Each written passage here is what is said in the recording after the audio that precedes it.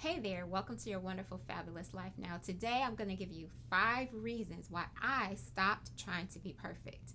Now, I know it sounds a little bit odd, but I want you to stick with me throughout the whole video because I believe by the end you're going to be encouraged to live out the design that was created for your life with confidence and with power. So, the first reason why I stopped trying to be perfect is because I finally came to the realization that who I am is separate from what I do.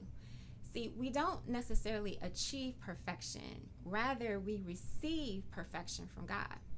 See, Hebrews chapter 10, verse 14 says, "For by a single offering he has forever completely cleansed and perfected those who are consecrated and made holy." So when something is completely cleansed and when something is completely perfected, there's nothing else that needs to be added to it in order for it to be what it was created to be. And there's nothing missing from it either.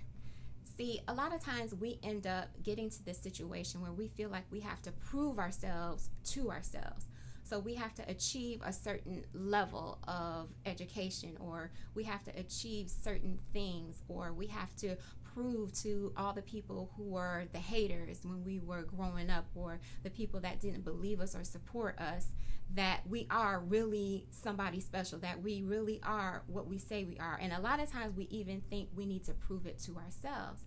But when we understand that it's who we are created, it's who we are in Christ, then that takes away all the work that needs to be done that we might feel we need to do in order to perfect who we are. See, I pursue excellence not because I'm trying to prove something to myself or to somebody else for that matter.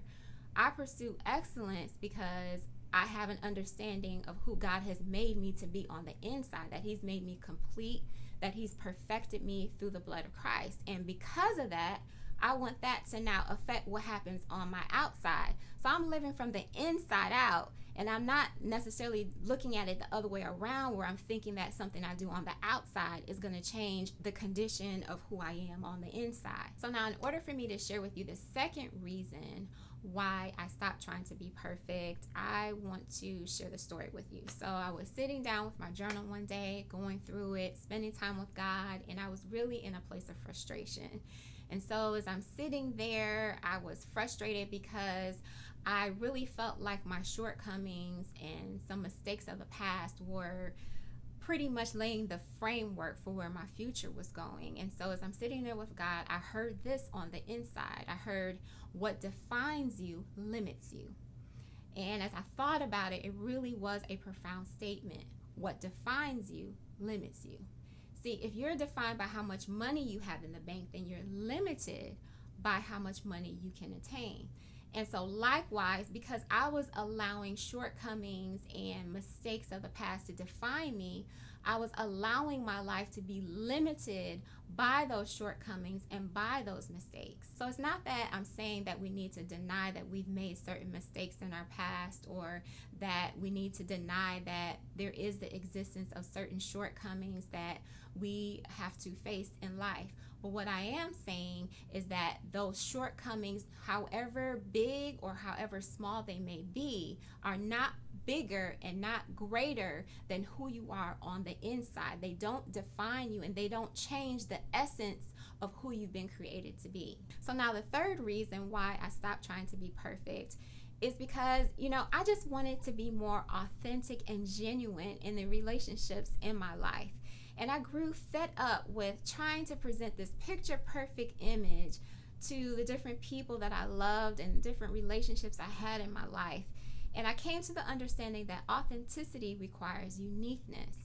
And I just decided, you know what, I'm going to let the uniqueness, the unique me, the real me on the inside come out and not hide her anymore. Even if I'm not received all the best all the time, it's okay. It doesn't take away from who I am. It doesn't take away from my value. So I'm just going to let the real me shine. So now the fourth reason why I stopped trying to be perfect is because I finally realized why I was so stuck and frustrated all the time.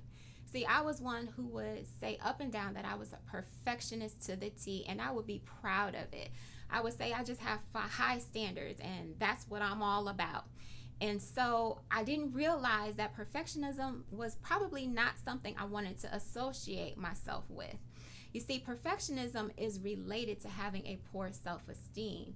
And I probably was the poster child because I would feel like if I stepped out and did something and it didn't happen and things didn't turn out just perfectly like I wanted them to, that it somehow took away from who I was and from my value and from my worth. And I had to come to the understanding and learn to just plow ahead. And regardless of the circumstances, regardless of the outcome, it's okay. God is able to pick up the pieces if something gets broken. So now the fifth reason why I stopped trying to be perfect is because acknowledging all my imperfections and flaws and shortcomings just reminded me that I was not created to do life on my own. I need other people in my life, and most importantly, I need God in my life because He's bigger than me, He's stronger than me, He's more powerful than me, and He has committed Himself to come in and fill the void that those imperfections and flaws might create. He has committed that He is on my side, and in every situation, He is promising to make up the difference. And when I am weak, He makes me strong. So a lot of times we can tend to beat ourselves up with what shoulda, coulda, woulda happened. The enemy can beat us up with this mistake and that thing that happened before and that shortcoming that we still need to work on. But when we're presented with those things, really it's just a moment of understanding that, yeah, that's great, because it just means that I am a supreme candidate to be connected with a God who is bigger than any shortcoming, who overshadows it all, and on the inside makes me complete and makes me perfected in Him.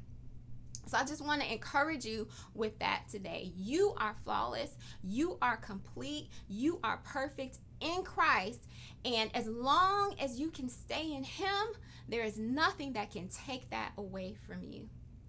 So I'm trusting that this has added value to you today. And if so, I want to ask you, go ahead and like, share, comment.